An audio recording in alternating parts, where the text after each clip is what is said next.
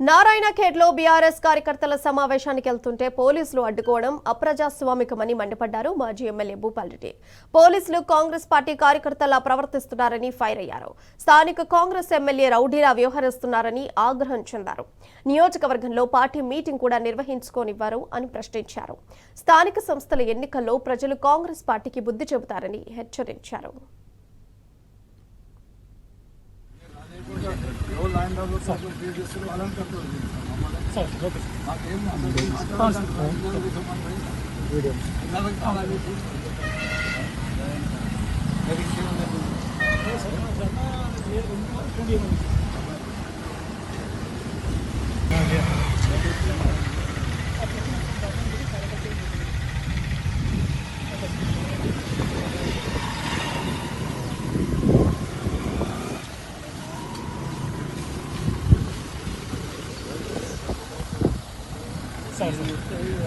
మంచి సార్